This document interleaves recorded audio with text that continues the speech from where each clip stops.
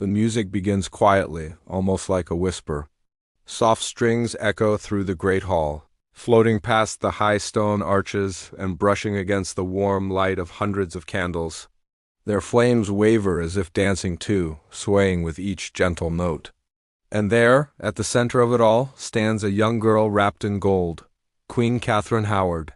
To the court, she is a vision. To Henry VIII, she is a blessing he believes heaven finally granted him, but to herself, she is just trying to keep breathing under the heavy crown placed on her 16-year-old head. She lifts her dress only slightly as she steps onto the polished floor.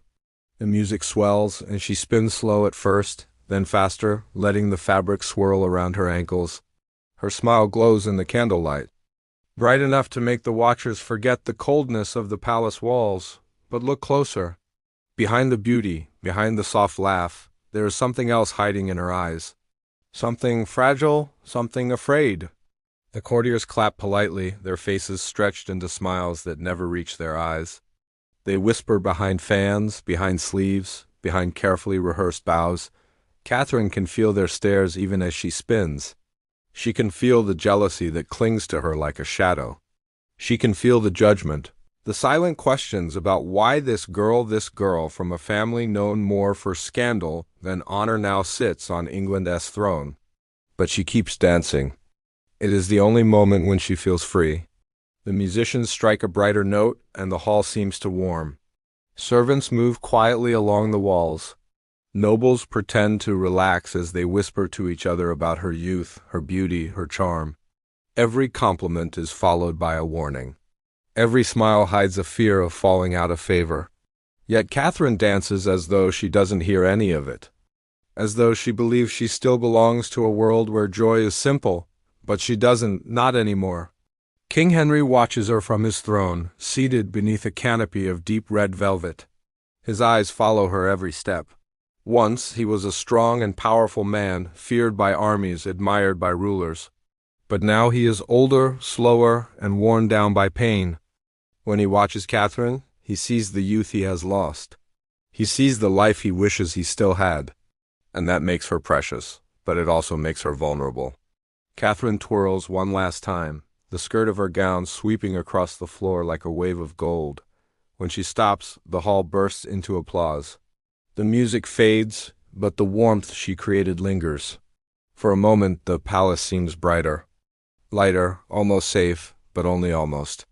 As she catches her breath, she feels the eyes of the court settle on her like weight pressing against her shoulders. She knows the rules well enough already. A queen must be perfect. A queen must be pure. A queen must be everything that others expect her to be, even if those expectations are impossible. And Katherine is still learning how to pretend. She leaves the center of the hall, her heartbeat still racing from the dance. Her smile stays on her face, but it tightens slightly at the corners. She nods politely to each noble who bows before her. Some offer compliments. Some offer empty praise. A few offer something colder, a look that says they are waiting. Waiting for her to slip. Waiting to watch her fall. No one sees the loneliness creeping into her steps as she passes. No one sees her take a small breath to steady herself. No one sees the way she glances toward the shadows as though expecting someone or something to emerge. Because Katherine knows something the others do not. Joy is dangerous at court. And happiness often has a price. She moves toward a quiet corner to rest. Placing her hand gently on the back of a chair, the hall continues buzzing behind her laughter, whispers, the soft clink of goblets and silver plates, but in this small, dim place, she finally lets the smile fade. A breath escapes her. A soft, tired breath. For a moment she is not a queen, not a symbol, not a prize to be shown before the court. She is simply Katherine. A girl who was never taught how to survive a world built on ambition and deceit. But the moment is short. A pair of ladies-in-waiting approach, their faces smooth but their eyes sharp. They speak to her with forced sweetness, praising her beauty, her charm, her dance. Yet their voices shake slightly, as though they are afraid to say the wrong thing. Katherine answers softly, her tone gentle, trying not to reveal the unease rising in her chest. Because she can feel it now, beneath the music, beneath the celebration.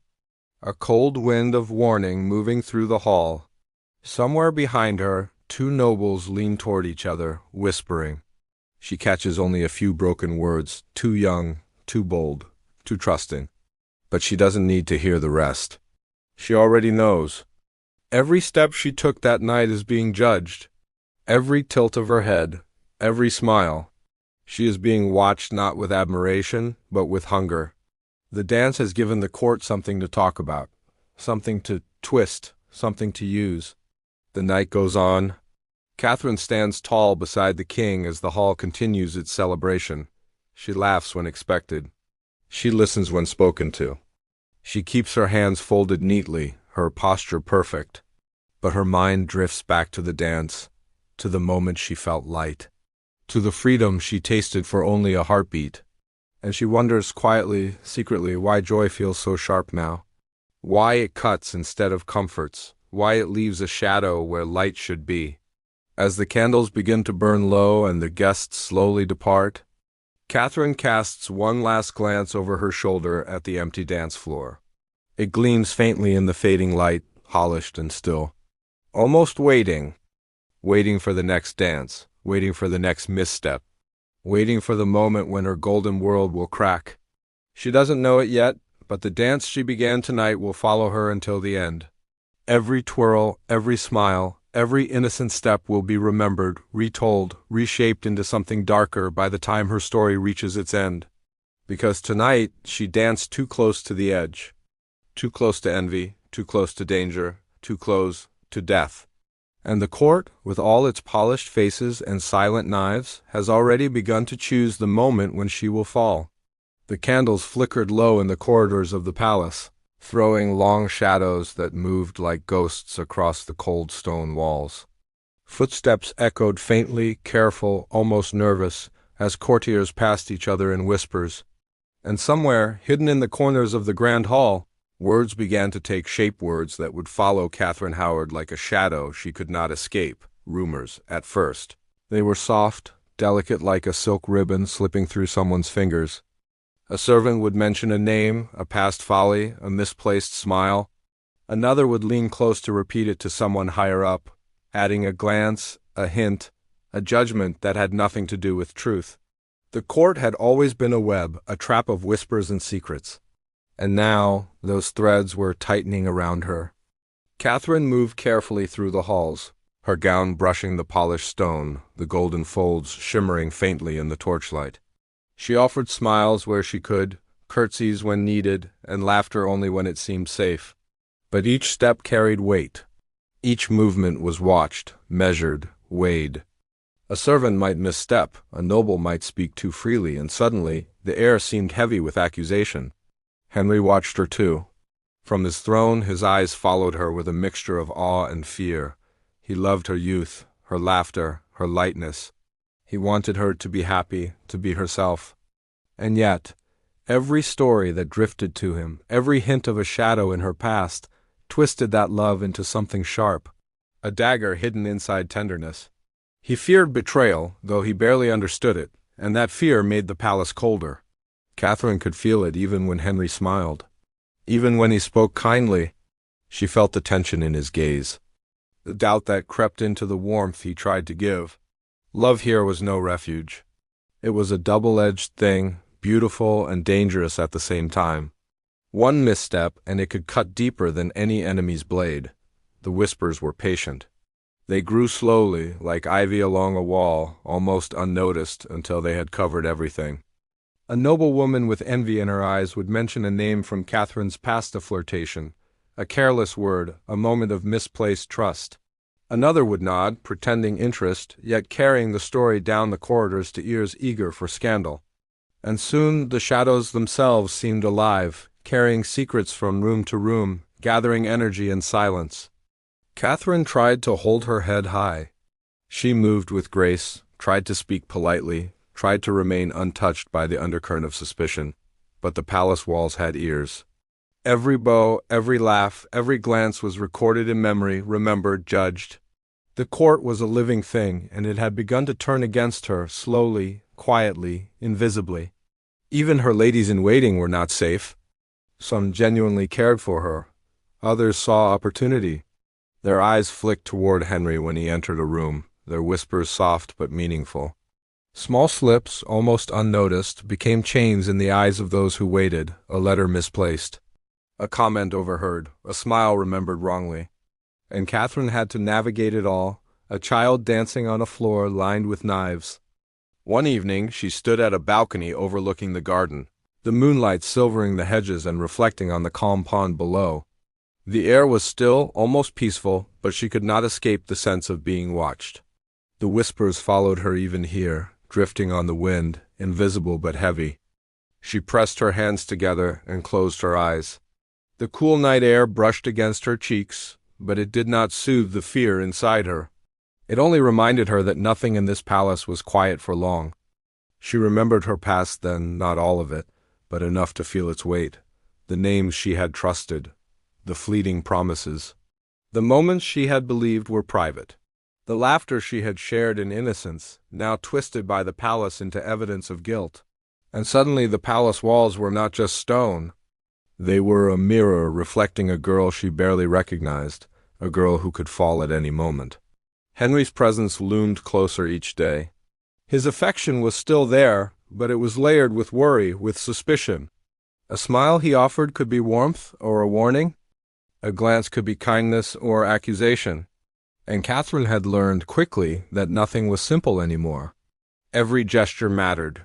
Every whisper mattered. Every shadow might carry a secret ready to be weaponized. The court was alive with strategy. Some sought her favor, some sought her ruin. And even the smallest act of misheard laugh, a lingering glance, a whispered greeting could be turned into a story of betrayal. Katherine moved through this world with caution, but caution alone could not save her. She had to be perfect, every moment, in the eyes of the king and every courtier who hungered for her fall. And still, she tried to smile. Still, she tried to laugh. Still, she tried to dance in her mind, even if the hall was empty and the music silent. Because joy, fleeting as it was, gave her the strength to breathe, to survive, to keep moving forward in a world designed to trap her. But the whispers grew louder. They gathered momentum. They circled her, unrelenting. Every servant who bowed too low, every noble who lingered in her presence, every moment alone, each carried the potential to unravel her carefully built composure. And Katherine, who had only known youth and laughter, realized that she had no armor for this kind of war. Her life was not her own. Her past was a weapon. Her innocence was a lie in the eyes of those who waited for her to fail. It was here, in these quiet, shadowed moments, that Katherine understood the truth. The court did not forgive. The king's love did not protect. And the world she had danced into was already planning her fall. And still, she could not stop moving. She could not stop smiling. She could not stop pretending. Because in this palace, every heartbeat mattered. Every glance could be life or death. Every whispered story might be the one that finally destroys you. So Katherine moved through the night, aware of the weight of every step, aware of the eyes watching her, aware of the whispers curling around her like smoke. She was young, she was beautiful, she was loved in part, but loved in fear. And that love, she knew, was fragile, easily broken, and dangerously sharp. And as she paused to look out across the moonlit gardens, she felt the chill of something she could not yet name. The whisper of her past, the echo of her choices, the presence of enemies cloaked in smiles, it was all there, waiting for the right moment, waiting for the slightest mistake, waiting to crush her under the weight of her own innocence. And in that quiet, silver night, Katherine Howard understood something she could never fully admit. The dance had not ended. It had only begun. A candle guttered in the corner of Katherine's chamber, throwing long, trembling shadows across the walls. The night was still, but the silence was heavy, almost alive. Somewhere in the palace a door creaked, a distant laugh, muffled by stone walls. And in her hands Katherine held a folded piece of paper, small, plain, and yet more dangerous than any sword. It was a letter from her past, the kind of letter you hope will never be found, the kind you think is buried in memory, hidden in time, forgotten. But history has a way of unearthing what we try to leave behind, and now that letter had found its way into the court.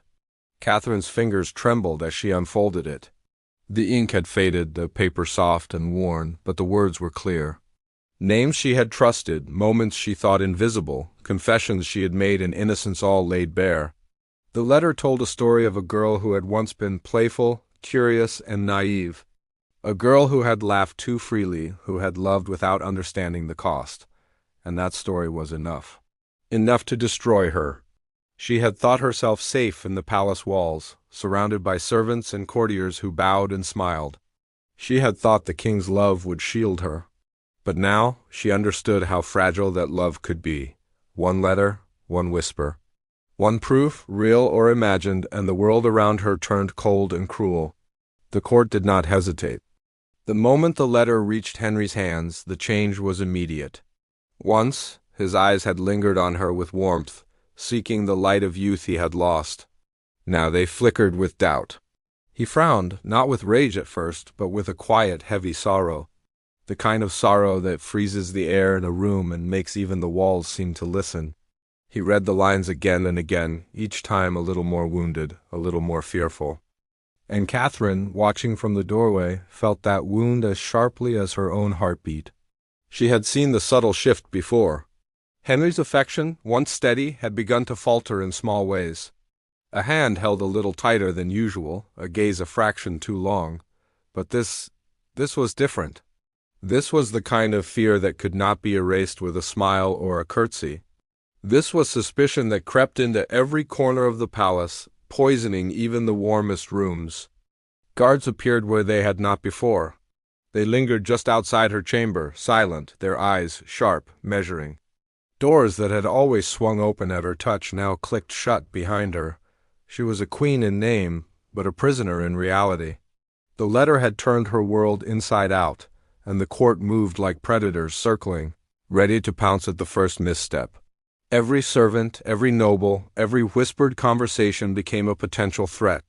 Catherine had once walked through the palace with a sense of grace, even a kind of ease. Now, every step was calculated. Every glance measured, every word weighed for danger. The simplest gesture, a brush of the hand, a smile could be misinterpreted, twisted, remembered as evidence against her. And yet she tried to live. She tried to carry herself as she had before, to keep the semblance of a queen, to keep her dignity, to keep her life. But the walls of her own home had turned into a cage.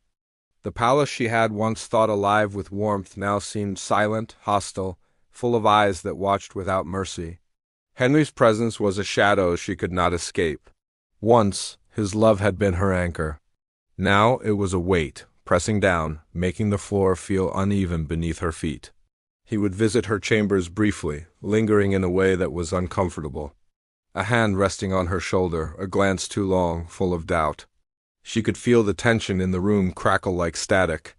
One wrong word, one misstep, and the king's favor her only shield might vanish completely. The letter had done more than expose her past. It had changed everything in the present. The palace that had once celebrated her beauty now whispered of guilt. Courtiers who had smiled now calculated. Servants who had praised now murmured warnings. Even those who were loyal could not act without fear, for the king's heart was no longer certain. And Catherine, she moved through it all like a girl walking on ice, never knowing which step might break through. And yet, amid the fear, there were quiet moments of reflection. Catherine would sit by the window, staring out at the moonlit gardens, her hands folded, her mind replaying memories she had thought safe. She remembered the laughter of her youth, the small freedoms she had once enjoyed. She remembered the moments when she had trusted others, the innocence she had carried like a fragile flame. And she wondered, bitterly, if she would ever feel safe again. The night deepened, and the palace seemed to hold its breath. Every whisper, every shadow, every flicker of candlelight reminded Catherine that she was no longer in control. Her fate was being written by the past she had tried to leave behind and the court that was ready to punish her for it. The letter, small and fragile, had become a weapon against her, and she had no defense. She pressed her palms to her face, trying to hold back tears she had no right to shed in the eyes of the court. She had been a girl who once danced freely, who had smiled without fear, who had believed that life could hold moments of light even in a world of power and danger. Now that girl seemed distant, a shadow in the corner of the palace. And the only person who might protect her Henry was himself, clouded by doubt, wounded by disappointment. Katherine walked slowly to her bed, the candlelight painting her shadow long and thin on the walls. She sat down, folding her hands in her lap, and tried to gather her thoughts. The letter lay on the table beside her, a small, simple sheet of paper that carried the weight of her doom. She could almost hear the voices of the court moving through the hallways, even though they were far away. She could almost feel the eyes on her back, even in the stillness of her chamber. This was the turning point. She knew it in the quiet of the night, in the trembling of her hands, in the heaviness of her heart. The court had found a way to turn her past into a trap. Henry's love, though still present, was fractured. Every moment forward would be measured, watched, calculated. And she was trapped in her own palace, a prisoner of secrets she had long thought buried. Katherine Howard understood then, fully, the cruel lesson of the court. Innocence could be twisted into guilt. Love could be poisoned by suspicion. And a girl who once danced freely could be bound by a single sheet of paper, a single secret, a single whisper from the past. And in that dark, candle-lit room she realized the truth she had been trying to deny. The dance had ended. The steps she had once taken with joy were gone. Now every movement, every breath, every heartbeat was a careful calculation. The court had claimed her past. The king had claimed his doubt. And Katherine Howard had nowhere left to hide. The candle flickered once and then burned low, leaving her shadow long across the floor. The letter sat beside her, silent and heavy. And Katherine understood, at last, that the shadows around her were no longer whispers. They were reality. They were surveillance. They were fear made flesh. And the fall she had been dancing toward was now inevitable. The morning was cold, and the sky was a pale gray, as if the world itself had paused to watch. Snow drifted softly along the castle walls, clinging to the stone like fragile lace. In the tower, silence hung heavy, broken only by the distant clatter of footsteps and the faint murmur of guards moving in the courtyard. And somewhere, in a small, dim chamber, a young girl prepared to face the end. Katherine Howard. She was barely 17. There lay a woman. And yet, history had already decided her fate. The life she had danced through with laughter and curiosity, the fleeting moments of joy in a court of shadows, all had led to this. A single misstep, a single secret revealed, a single misjudgment that could never be taken back. She rose from the simple bed, her hands shaking slightly. The candle beside her flickered weakly, throwing long, trembling shadows across the stone walls. Shadows that seemed to mimic her own fear. She had dressed carefully in a plain gown, pale and unadorned, the only embellishment the delicate lace at her collar. There were no jewels, no finery, no armor of silk to shield her from the cold eyes that would watch her die. She looked at herself in a small, cracked mirror. The reflection staring back was both familiar and strange. The girl who had danced in the halls, laughing, spinning, trusting in joy, was gone. In her place was a young woman with wide eyes, trembling lips, and a heart heavy with regret. A girl who had been taught to obey, to please, to survive, but who had never learned how to endure the cruelty of those who watched from the shadows. Katherine knelt briefly and pressed her hands together. Not for the king, not for the court, not for the eyes that would soon stare, but for herself, for the life she had lost, for the innocence that had been stolen before she could understand it fully, for the fleeting moments of freedom she had known and could never reclaim. The guards came quietly, their boots echoing softly on the stone floor. They did not speak. They did not smile. They were the last bridge between her and the world outside this chamber. She followed them, each step slow and measured, her body trembling as if the cold of the morning had seeped into her bones. The hallways seemed longer than ever, the walls stretching into shadowy corridors that swallowed sound. Every door she passed, every corner she rounded, seemed to whisper of her mistakes, names she had trusted, promises she had believed, smiles she had offered. All of it now reflected in the eyes of those who had waited for her to fall, and she had fallen. As she reached the courtyard, the sky opened slightly, letting pale light fall on the snow-covered ground. A crowd had gathered, silent, their faces a mixture of curiosity, sorrow, and judgment. Some had whispered her name in the halls of the palace. Some had watched her dance, envied her youth, waited for her to stumble. And now they watched. Catherine's steps faltered, but she held her head high. There was no one to smile at, no one to please. Only the truth of her life, unmasked and unavoidable, lay before her. She thought of the moments she had tried to survive the court, the laughter she had offered, the innocence she had clung to, the whispers she had ignored. And she realized fully the cost of her mistakes. She could almost hear the music of her past, the music of the dance that had seemed so light, so free, so harmless. And she understood, with a chill that settled deep in her chest, that the dance had ended long before this morning. It had ended the moment her past was discovered, the moment the king's doubt took hold, the moment the court decided her fate. The block was simple, cruelly unadorned. She climbed the steps slowly, each movement deliberate, her small hands trembling against the cold wood. She looked out at the crowd, their eyes a sea of silence. Some faces were familiar, some strangers, but all reflected the reality she could not escape. There was no hiding, no refuge, no forgiveness. Only the truth as harsh and cold as the winter air that brushed her cheeks. Katherine knelt, feeling the rough texture of the block against her knees. Her hands gripped the edge, the wood biting into her palms, grounding her in the moment. She thought of Henry, his face once warm with admiration, now clouded with disappointment. She thought of the laughter she had shared in innocence, the dances she had spun with joy, the fleeting happiness that had made her forget the court's cruelty. All of it was gone. And yet, in that fleeting instant, she felt a strange clarity. She had been too young, too trusting, too human. And history, she realized, would not remember her for that. It would remember scandal, secrets, and betrayal. But those who truly looked would see the truth beneath it all.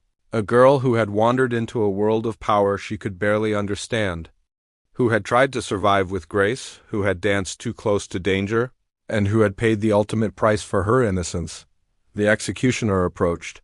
Catherine's heart raced, but her breathing steadied. She closed her eyes briefly, letting the cold air and the silence wash over her. She was alone. She was small, she was human, and in that moment nothing else mattered. Not the whispers of the court, not the fear in the king's eyes, not the weight of history itself. She whispered a prayer not for forgiveness, not for mercy, but for peace. A peace she had sought her entire life and would finally find in a single heartbeat. The block, the cold, the waiting, all of it dissolved into the quiet of her final moment. The axe fell. It was swift. It was final. The crowd flinched and the air seemed to shiver. The snow continued to fall, soft and relentless, as though washing the ground clean. Catherine's body crumpled, small and fragile, but her story lingered. Not the scandal, not the court intrigue, not the betrayals, the innocence, the youth, the courage to face the end with dignity. The girl who had danced and who, in the end, had been destroyed by a world that could not protect her. History remembers her name, it remembers scandal, it remembers betrayal, but if you listen closely, it also remembers the girl behind the crown. The girl who danced too close to death. The girl who tried, in her own small way, to find light in the shadows. The girl whose laughter, once so bright, was silenced too soon. And in that haunting truth, we feel her story. Not as a tale of shame, not as a lesson of caution, but as the echo of a human heart, fragile and beating, caught in the merciless hands of history.